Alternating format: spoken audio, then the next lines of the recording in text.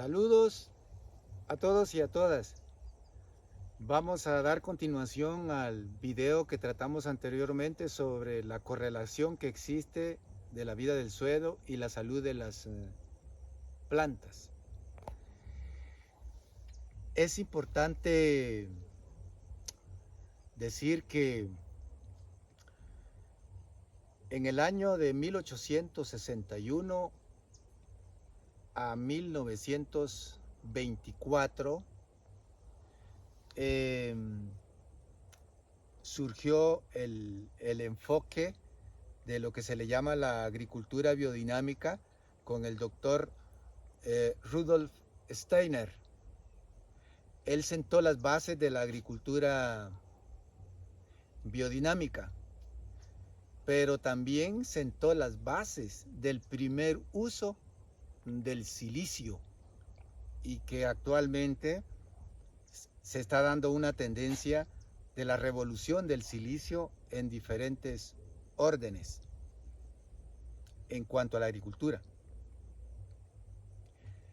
En 1903 a 1964, un químico, bueno, entre agrónomo y también veterinario, André Voisin, sentó las bases del pastoreo rotativo, pero también sentó las bases de la agricultura orgánica, porque él sentó en sus conferencias, en sus libros, diciendo de que la salud del suelo está relacionada con la salud de las plantas, y la salud de las plantas están relacionadas con la salud de los animales y del ser humano. Acá estamos viendo el experimento que iniciamos hace como un mes, que les mencionaba que estamos haciendo una comparación, un ensayo entre camas biointensivas con camote variedad dicta dorada y el testigo. Hasta el momento en que vemos el desarrollo de las guías del camote, el color de las hojas. No existe ninguna plaga por el momento. El compost que utilizamos acá, salve decirlo, que le incorporamos bastante hoja seca de bambú, y el bambú es rico en silicio en sus hojas. A través del proceso de descomposición, pues se incorporó silicio al compost. Por otro lado, vemos las diferencias bien marcadas en lo que es color, pero también en desarrollo. Entonces, un suelo trabajado correctamente, un suelo donde se le incorpore suficiente materia orgánica, pues básicamente va a ir transformando toda su vida a través de los microorganismos y otros elementos más que queremos explicar en esta oportunidad. Acá tenemos dos cultivos importantes: el amaranto. Aquí en Guatemala lo que yo he visto es el Amaranthus cruentus y el Amaranthus cordatus. Acá tenemos la Crotalaria guatemalensis, el chipilín, que es muy rico en proteína, y de la selga ya hemos hablado.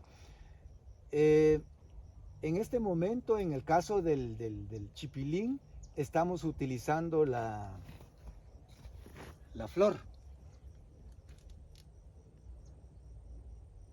Con estas florcitas hacemos empanadas, donde le agregamos cebollita, tomate, le agregamos queso o crema pura y salen unas empanadas pero riquísimas y altamente nutritivas.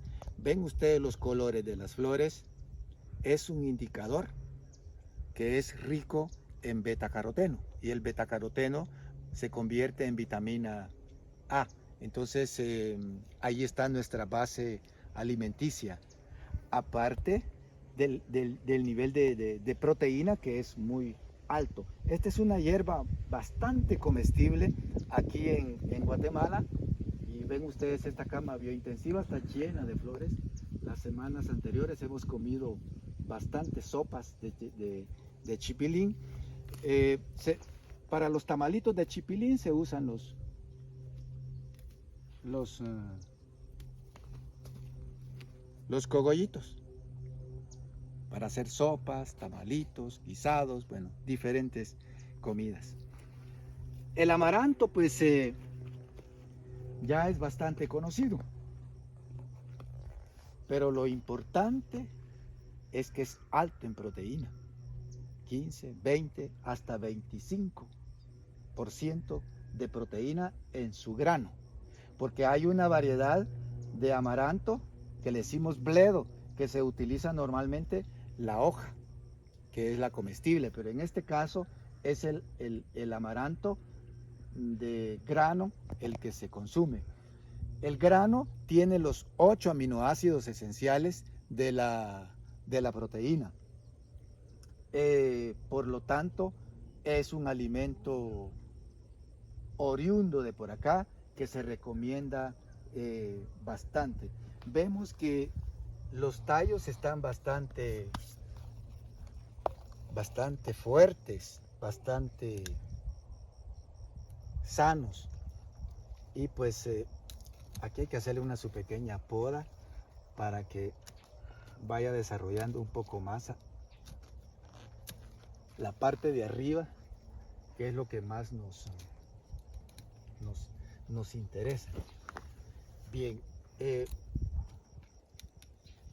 un cultivo crece sano, crece fuerte, siempre y cuando la base del suelo sea la más correcta. Bien, vamos a explicar la parte que no alcancé a explicar en el video anterior. En el video anterior dijimos que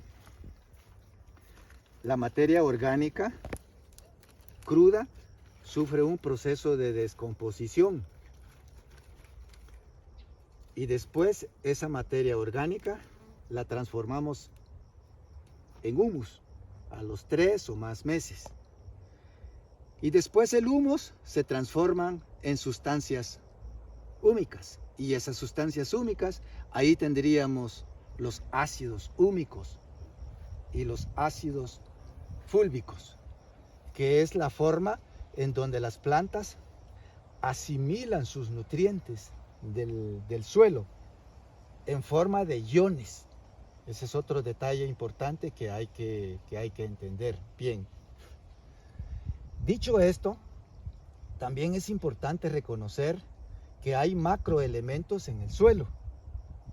Dentro de ellos tenemos el nitrógeno, el fósforo, el potasio, el magnesio, el azufre y el calcio. Estos son macroelementos, pero también tenemos microelementos, que dentro de ellos está el cobre, el boro,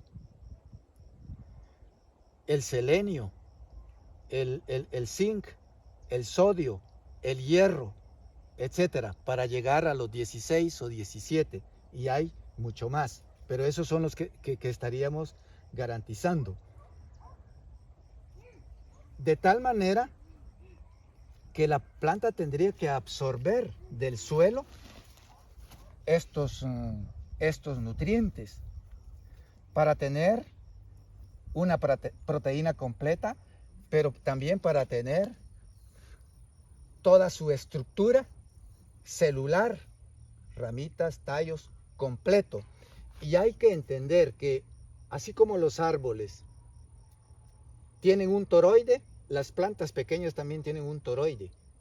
alrededor, siempre y cuando estén bien alimentadas, tienen alrededor ese toroide. Nosotros también tenemos un aura alrededor, y la intensidad del aura se mide a través de la fotografía Kirlian. Entonces, eso también es importante entenderlo, porque una planta que tenga un toroide perfecto va a ser muy difícil que una plaga o una enfermedad o otro daño le cause efectos contraproducentes. Bien, hay ciertos indicadores que nos miden la salud del suelo. Está el pH. El pH ideal sería entre 6.5 a 7. Pero un pH ácido perjudica el suelo y las plantas. Un pH demasiado alcalino también perjudica al suelo y a las plantas. Existe otro indicador, yo diría un poquito más moderno, más reciente, que lo que mide es la energía liberada por gramo de suelo. En otras palabras, mide la actividad biológica que hay en el suelo. En inglés se le dice ERGS, E-R-G-S. Son pequeños aparatitos que los venden en California. Aquí en Guatemala no sé si ya existen. Otro indicador importante es el nivel de nitratos, porque es la forma como lo asimilan las plantas. Otro nivel o indicador es, le decimos ORPS, potencial de oxidación, pero básicamente eso quiere decir el oxígeno que existe en el suelo, que pueden asimilar los microbios o los microorganismos y las raíces de plantas. Entre menos oxígeno existe, más problemas vamos a tener. La cantidad de azúcares a través de un refractómetro también es otro indicador importante que debemos de considerar. Pero quiero hablar de algo bien básico, y yo le estoy llamando la revolución del silicio, porque cuando yo inicié el movimiento de la agricultura orgánica en 1989, nos decían que estábamos locos, que no teníamos nada que hacer. Y yo digo que en estos tiempos el silicio va a ocupar un papel importante en la agricultura, y me contarán 25 o 50 años hacia adelante qué va a suceder. ¿Por qué el silicio? El silicio se puede incorporar a través del compost o de las aboneras, agregando al compost o la abonera materiales que sean ricos en silicio en sus hojas. En esto tenemos las hojas de bambú, tenemos las hojas de una planta que le decimos carrizo, que son poáceas o gramíneas, la cola de caballo, o el Equiseton giganteum o arbense, son ricas en silicio, igual que la bambusa regia o el bambú, lo mismo. Bien, a nivel comercial, pues ya lo andan vendiendo de diferentes maneras, como silicato de calcio, silicato de sodio y silicato de potasio. Pero a nosotros nos interesa la manera o la forma más natural como lo podamos aportar al suelo. Una de las funciones más importantes del silicio es de que a nivel bioquímico activa los mecanismos de defensa de la planta ante insectos y plagas. Lo otro es que activa a las enzimas a producir determinadas enzimas especializadas también para proteger a la planta. Y como tercer punto, podemos decir que activa lo que le llamamos las fitoalexinas. Eso quiere decir que cuando llega un hongo, digamos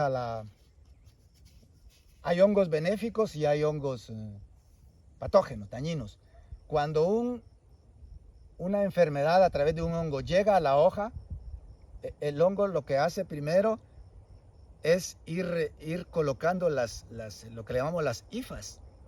Y las hifas forman el micelio para penetrar las paredes celulares de la hoja.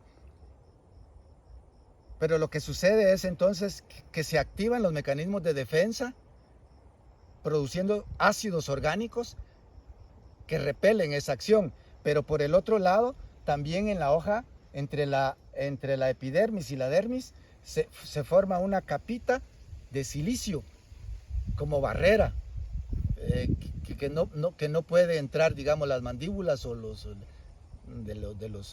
insectos. Bueno, sí, tal vez podría entrar, pero donde ve que es raro, es duro, el insecto pues como que no le gusta, ¿va? Y lo mismo sucede con el hongo. Entonces, el silicio en el suelo es clave para el futuro, para mantener la salud del suelo, pero también de las plantas.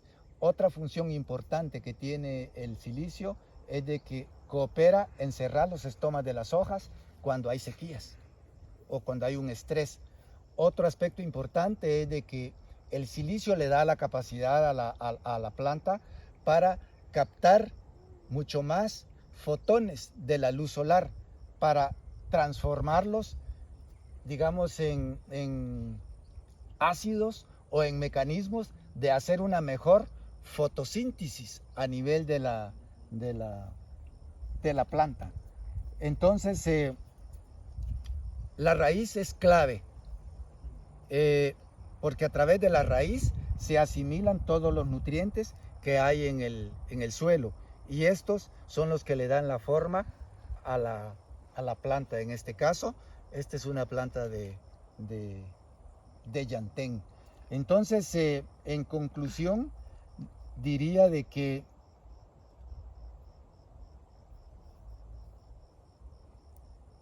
la salud del suelo determina la salud de las plantas. Y en el siguiente video vamos a señalar la relación que hay entre la salud de las plantas, los animales y el ser humano.